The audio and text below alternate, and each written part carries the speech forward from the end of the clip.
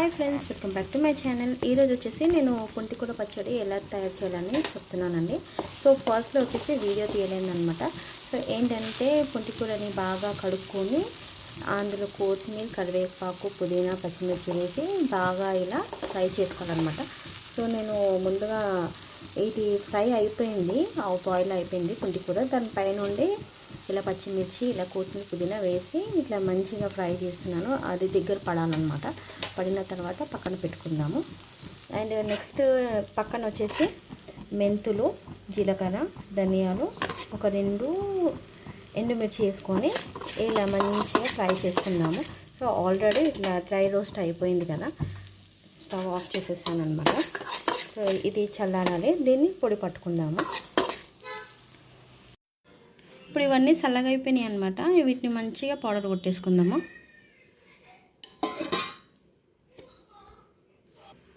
మంచిగా పౌడర్ అయిపోయింది కదా, ఈ పౌడర్ని మనము ఒక గిన్నెలో వేసేసుకుందాం. ఎందుకంటే అది నూరిన తర్వాత ఈ పౌడర్ దాని మీదకే వేసుకోవాలన్నమాట. సో మొత్తం తీసేసిన కదా, మొత్తం తీసేసిన. ఇప్పుడు మనము పుంటికూర ఏదైతే ఉంది కదా దాన్ని ఇప్పుడు వేసేసుకొని నూరుకుందాం. ఇదంతా ఇట్లా మిక్సీ జార్లో వేసుకున్నాం కదా. ఇప్పుడు మనకు ఎంత ఉప్పు కావాలో అంత ఉప్పు వేసుకుందాం. ఉప్పు వేసుకున్న తర్వాత దీన్ని మంచిగా మిక్సీ పట్టేసుకుందాం. ఇట్లా మంచిగా మెత్తగా అయిపోయింది కదా. ఇప్పుడు దీంట్లో మనం ఇప్పుడు ఏదైతే పట్టుకున్నామో ఆ పొడి వేసేసుకుందాం. ఏంటంటే ఇంతకుముందుకు నేను ఇది చిన్న జార్ తీసుకున్నాను అనమాట, పౌడర్ కొట్టుకున్నాను కదా, ఇది సరిపోతలేదు. అట్లా అనేసి ఇక పెద్ద జార్లు వేసి మళ్ళీ మిక్సీ పడుతున్నా. ఈ పౌడర్ ఎంత కావాలో అంత వేసుకుందాం మనం.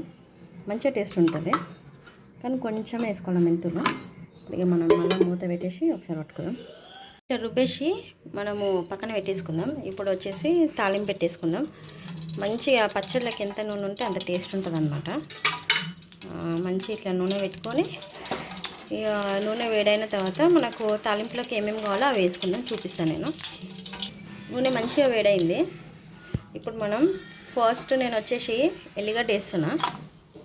ఇదే దూరం పెట్టుకోవాలి ఫోను, మళ్ళీ పట్పటని జిల్లుతుంది. తర్వాత కావాల్సినవి జీలకర్ర వేసిన,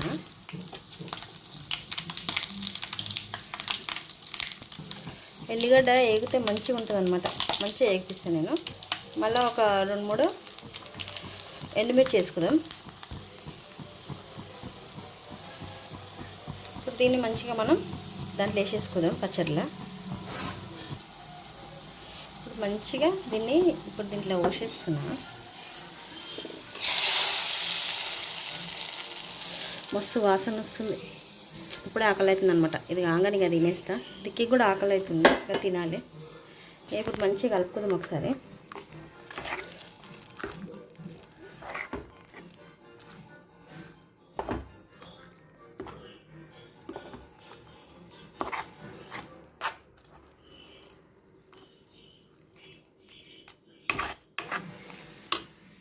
దానికైతే పుంటికూర రెడీ అయిపోయింది అనమాట, పుంటికూర పచ్చడి. టేస్ట్ చేసి చూస్తున్నా. చాలా టేస్ట్ ఉంది, నాకైతే బాగా నచ్చింది. మరి ఎక్కి చూద్దాం. అనబెట్ట బాగుందా? నా స్టైల్ పచ్చడి నేను తిన్నా. మరి నా స్టైల్ తోటి మీరు కూడా ఒకసారి ట్రై చేయండి, ఎలా ఉందనేసి నాకు కామెంట్ చేయండి. ఉంటాం అలా.